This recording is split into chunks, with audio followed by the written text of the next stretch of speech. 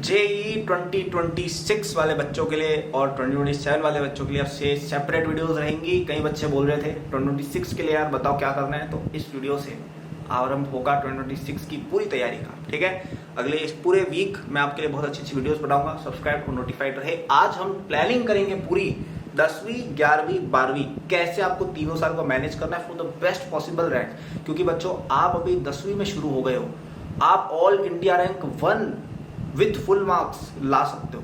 ठीक है, इतनी आपकी क्रेडिबिलिटी, आपके पास अभी इतनी ज्यादा पोटेंशियल है। ठीक है, क्योंकि 3 साल है अपने पास, तो पूरी प्लानिंग अच्छे से करेंगे। और ऐसे कोई फेंका फाके नहीं कर रहा हूँ, मैं खुद रैंक 1 ला चुका हूँ इस एग्जाम में। गूगल कर सकते हैं मेरा नाम, अगर विश्वास नहीं है तो मिल जाएगी, न्यूज वगैरह सब आ चुकी है मेरी। I can actually guide you till there, so subscribe and पूरा देखिएगा। आप में से कई बच्चे ये भी बोल रहे थे कि 2026 वगैरह के लिए सेपरेट कोर्स भी लॉन्च करो, तो जेई 2026 के लिए हमारा प्यारा सा कोर्स लॉन्च हो चुका है। डिस्क्रिप्शन में आप जाएं, उस पर 21 जुलाई तक, सॉरी 21 जुलाई नहीं 25 जुलाई तक एक बहुत ही प्यारा आपको डिस्काउंट भी मिल रहा है। It's at a launch discount, almost 50% of है। तो उसमें आपका पूरा जेई का जो भी प्रिपरेशन 10th लेवल पर हम करा सकते हैं, सब कुछ कराया गया है। 9th 10th भी कवर्ड है आपका, उसमें ओलंपियाड वगैरह भी कवर्ड है आपका, अर्ली जेई प्रेप भी कवर्ड है। और अगर आपको रिक्वायरमेंट हो कि 11th 12th का कंटेंट भी उसमें हम प्रोवाइड करेंगे। ठीक है, तो उसके बारे में और डिटेल बाद में लेना है तो डिस्क्रिप्शन में जाके ले लेना। तो 3 भाग में अपन डिवाइड करते हैं। एक हो गई अपनी 10th, एक हो गई अपनी 11th और ये हो गई अपनी 12th। कौन सी भाषा लिखी है मैंने। ठीक है, तीनों अपन ने सेक्शन डिवाइड कर लिए, इनमें हम अपन सेपरेट बात करते हैं। तो अभी आप हैं 10th क्लास में। ठीक है, तो सबसे पहली रिक्वायरमेंट जो आपकी होनी चाहिए, मैं बार बार ये बात बोलता हूँ, बार बार बच्चे इसको इग्नोर करते हैं। ठीक है, 9th 10th आपकी क्लियर होना आपका सबसे पहला दायित्व है। 9th 10th अगर क्लियर नहीं हुई तो ये सब करके कोई मतलब नहीं है। आपने केवल 9th 10th अच्छे से क्लियर कर ली ना, आप 99% जेई एस्पिरेंट से आगे रहेंगे इन 11th। क्योंकि 99% लोग 9th 10th ही अच्छे से क्लियर करके नहीं आते।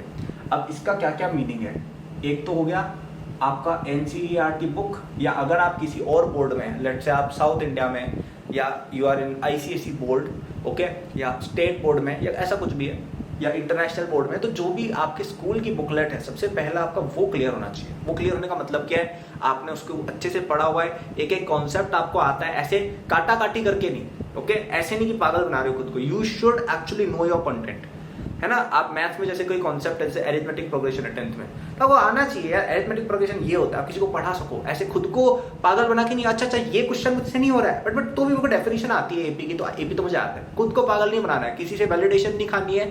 अपने आप को होना चाहिए कि यार एपी का क्वेश्चन आएगा मैं कर लूंगा, इतनी कॉन्फिडेंस है, यानी आपको चैप्टर आता है।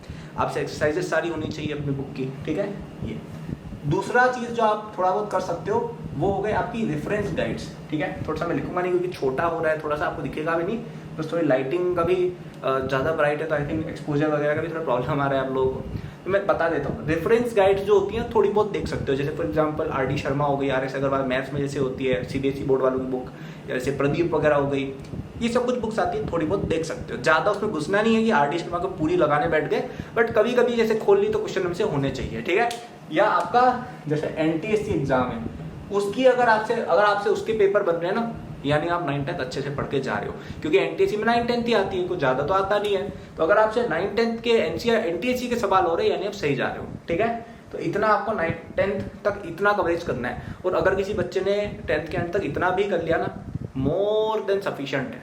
ठीक है, अब ऑप्शनल में क्या क्या आ गया।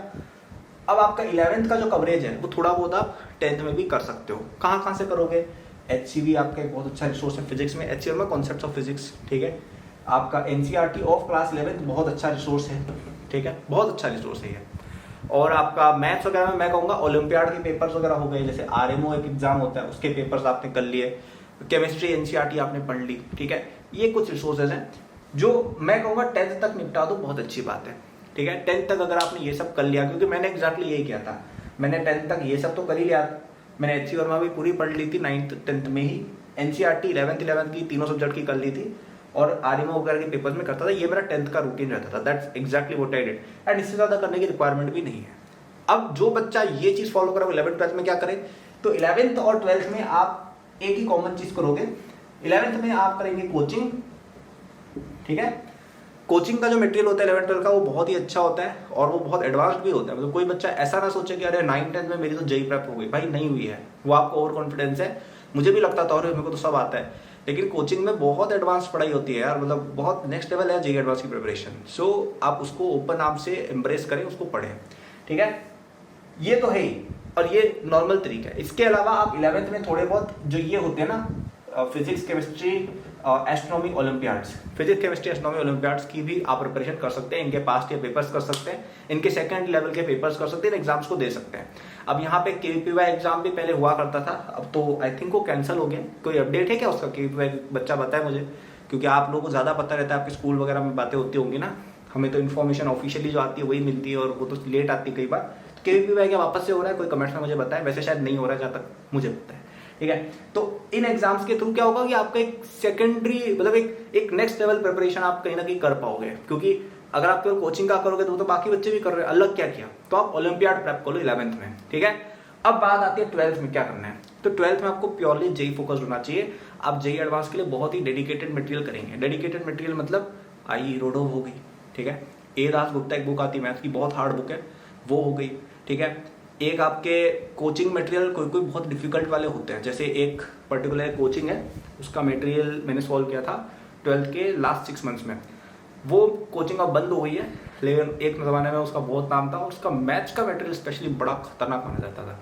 तो मुझे कहीं से मिला था वो नेट वेट पे, किसने दिया था मुझे पता नहीं, वो मटेरियल मैंने पूरा लगाया था। इतना नेक्स्ट लेवल कंटेंट था ना उसका, और वो पता है कोई मटेरियल अभी का नहीं था, वो 1990s का मटेरियल था। तब जेईई बहुत हार्ड हुआ करता था, और उस समय जो मटेरियल था ना वो उसके आसपास कोई बुक है ही नहीं आज।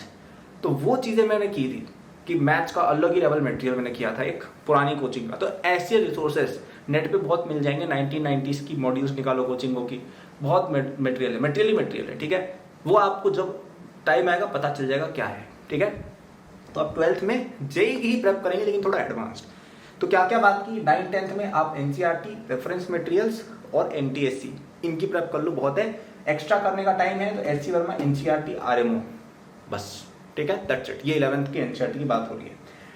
11th-12th में आप नॉर्मल कोचिंग तो करेंगे ही करेंगे, और साथ ही में आप थोड़ा ये जो 11th में आप astronomy olympiad, physics olympiad, chemistry olympiad इनकी प्रेप कर सकते हो। ये जेईई के साथ अलाइंड भी है, तो ये मैथ्स भी करेंगे थोड़े।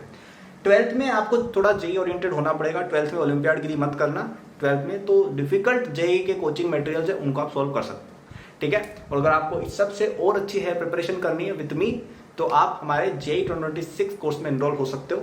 ये कोर्स एक फाउंडेशन कोर्स है जो आपकी पूरी जेईई की बहुत अच्छी फाउंडेशन बना देगा 11th में जाने से पहले।